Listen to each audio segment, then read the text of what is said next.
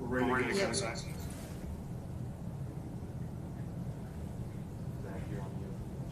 Zach, you're on mute. First question for Joe is going to Charlie Goldsmith. Go ahead, Charlie. Joe, you get the ball back in overtime of a tie game. What's the most difficult part of being in that moment, and did you say anything in that moment? Getting the first down is probably the hardest. We were going against a really, really good defense. They had a great plan against us. We made plays when we needed to, but you got to give credit to them. They played really well. I haven't seen that. I've seen other things like the T-shirts. Okay, if you could please mute your lines. Please, everybody, double check your lines to make sure we're on mute. Next question is Kelsey Conway. Go ahead, Kelsey. Hey Joe, earlier this week you talked about why you work so hard is for moments like this to be able to play in championship games. Now you've won your first AFC championship. In your second season in the NFL, you're going to be playing in a Super Bowl. What was the moment like for you when you were walking off the field, kind of soaking all of that in? It was exciting. It was exciting to see all the fans that stayed around. It was tough to hear all the Bengals fans in the stadium, but they showed up, after everybody else filtered out, and so that was exciting. And I'm excited to get back to Cincinnati and see everybody. Who's the first person you celebrate? I guess it was Zach. I think I saw Zach right after the kick went in. Gave him a big hug. Next question is James Rapine. Go ahead, James. Joe, I know not much surprises you, but how does this feel? How surreal is it that you're going to the Super Bowl? I wouldn't call it surreal. Or is it? I wouldn't call it surreal. I would say it's exciting. I think if you would have told me before the season that we'd be going to the Super Bowl, I probably would have called you crazy. But then, we played a whole season, and nothing surprises me now. I know the kind of guys that we have and the team that we have. So, there's still one left. We're excited about this one, but we'll celebrate tonight and then move on. And then, can you tell us a little bit about your chain there? Oh, you like that one? Yeah. I would not.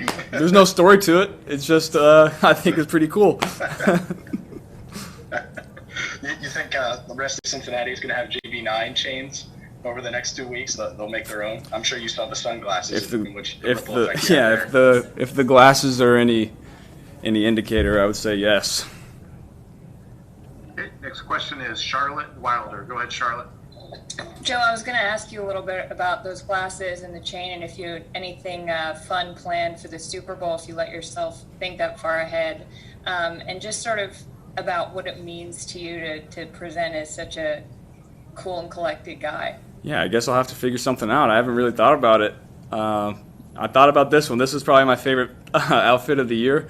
I was excited about this one. It's got the rock vibes. Yeah, I'll take that. I'll take that for sure. Great. Next question is Dennis Dodd. Dennis? Joe, being a good reporter, I've got to ask about the jewels. Are they real, and what are they?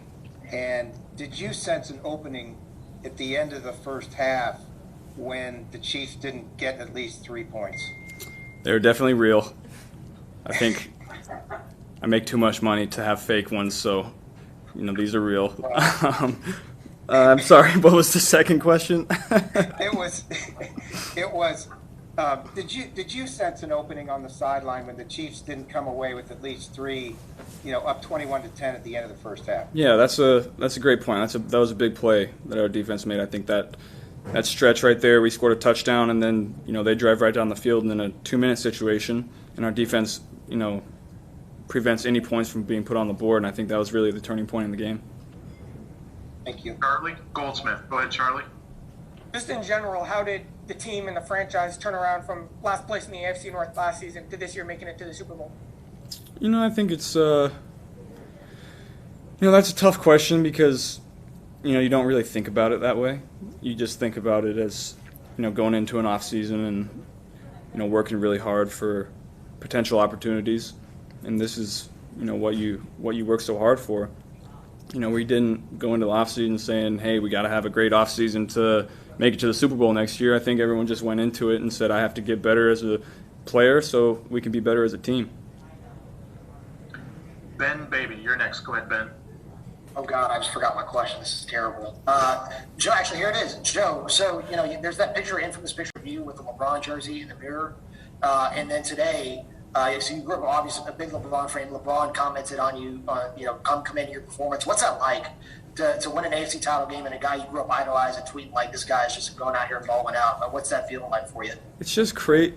The situation that I'm in socially doesn't really feel real to me because, in my head I'm just the same old guy, but, one of my idols growing up, Kid Cudi, reached out to me yesterday. You got LeBron tweeting at me or whatever you said it was. I mean, that part is surreal. The football part, not so much. That stuff is crazy. You got a favorite Cudi track, just out of curiosity? So I listen to New York City Rage Fest every game day, right before I go out. Man on the Moon. I mean, I like all of this stuff. Next question is Jay Morrison. Go ahead, Jay. So Zach mentioned a play in the third quarter where he said it was one of your favorites, and it all went to hell, and you made something out of nothing and hit Chase. Do you remember that play? Can you walk us through that? And what kind of lift did that give you guys to make something out of nothing and kind of spark the comeback? Yeah, I don't remember exactly what play it was, but I remember just making something happen in the backfield, and Jamar did a great job of getting open for me. But I kind of knew going into the game that I was going to have to make some plays with my legs. I had a feeling that they would, double Jamar and double one of our other guys, and that leaves nobody covering me. So I knew that I was going to have to make some plays. Next question is Jarrett Bell. Jarrett? Hey, Joe, congratulations. Can you just shed some light on kind of how fast this has come together for the Bengals to be a Super Bowl team? You think about when you got drafted and everything that had to go into, 1 year to the next to now. Did it happen faster than you would have imagined? And also, second part of the question, when you think about the Bengals' history and never having won a Super Bowl and having been to the Super Bowl in so many years, what does this mean in that context as well? Yeah, I think if you would have told me coming into the league, when I got drafted that we'd be here this year, obviously it would be a shock. But, like I said earlier, now I'm not surprised. Playing this whole year, I knew that we would have a chance to be here. But today was a great win for the organization, for ownership and the city, and me personally as well. So, it's a very exciting moment. Thank you. Next question is Jeremy Rao. Jeremy? Hey, Joe, I was just curious, is there anyone in your mind that you want to call or talk to first after a win like this, after a moment like this, someone that comes to mind that you'd like to talk to and just kind of thank for your journey? Well, I thank my physical therapist in the locker room. That was, he was with me all off season. Put vacations on hold to help me get back to where I needed to be, and he really helped me a lot, as well as my physical therapist in California. So, I owe a lot to those two guys. Next question is Kelsey Conway. Go ahead, Kelsey. Hey, Joe, at this point, with the amount of comebacks you've helped this team come back from and deliver wins, when you see multiple scores you go down, basically what goes through your mind? And at this point, do you almost kind of enjoy opportunities like this to be down and be able to bring a team back and put together a performance like you did today? I don't know if you ever want to get down 21-3. I said it earlier in the year when we started, making some of these comebacks. I never feel like we're out of it, but obviously 21-3 isn't exactly the most exciting position to be in. Okay, last question. Last question is Paul Denner. Go ahead, Paul. Joe, Zach said that last night in the meeting you mentioned you were going to run for 100 yards today. I'm curious why you thought it would be a day that would be something that would happen, and how big you felt your legs were in keeping the drives alive. You know, I knew that coming in, I didn't really run a lot against them the first game. You know, didn't really extend a lot of plays. So I think going in, I kind of expected them to, you know, not really account for that.